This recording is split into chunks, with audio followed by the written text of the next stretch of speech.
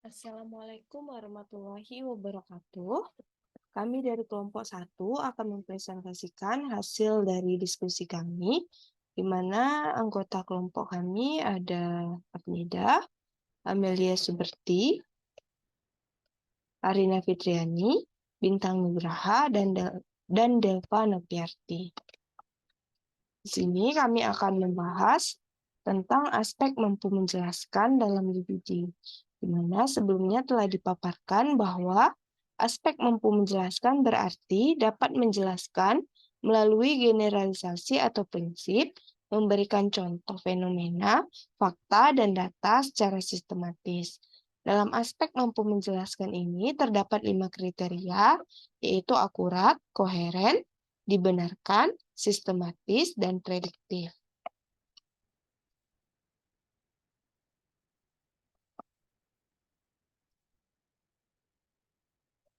Adapun capaian pembelajaran yang kami ambil, yaitu peserta didik mampu melakukan klasifikasi makhluk hidup dan benda berdasarkan karakteristik yang diamati.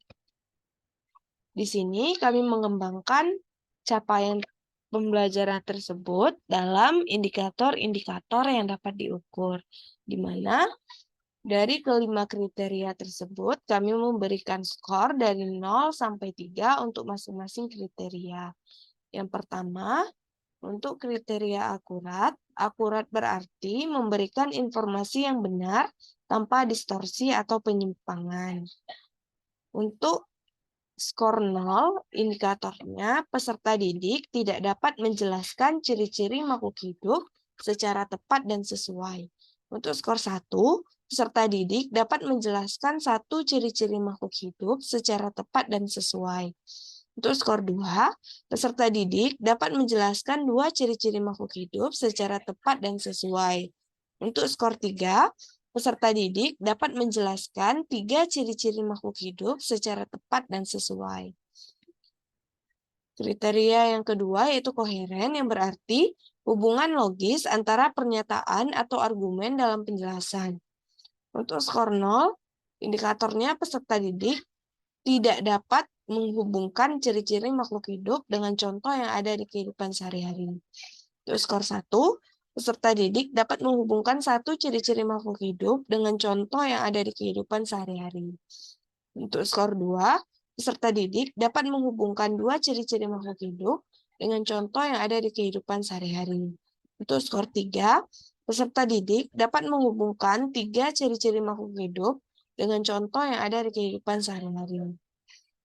Baiklah, untuk kriteria yang ketiga yaitu dibenarkan, berarti memberikan bukti, data, atau rujukan yang kuat untuk mendukung penjelasan. Untuk skor 0, peserta didik memberikan penjelasan yang salah dan tidak didukung oleh bukti dan rujukan yang valid.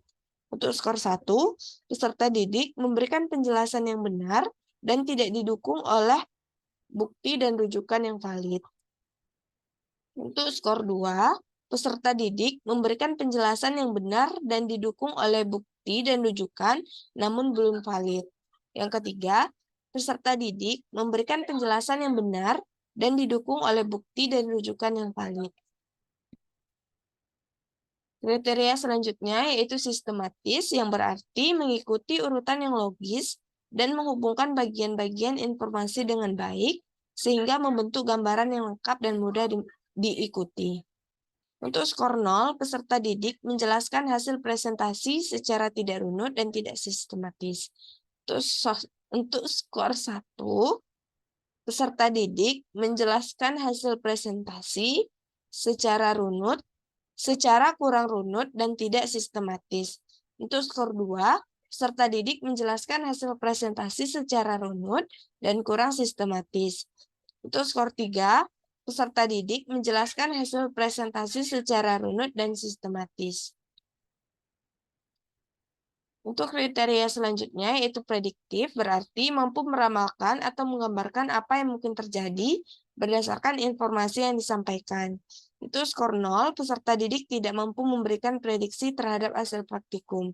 Itu skor 1, peserta didik mampu memberikan prediksi terhadap hasil praktikum tetapi tidak tepat.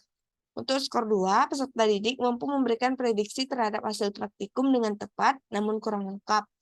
Untuk skor 3, peserta didik mampu memberikan prediksi terhadap hasil praktikum dengan tepat dan lengkap. Baiklah, sekian yang dapat kami sampaikan. Saya mohon maaf atas segala kesalahan dan kekurangan. Saya tutup. Assalamualaikum warahmatullahi wabarakatuh.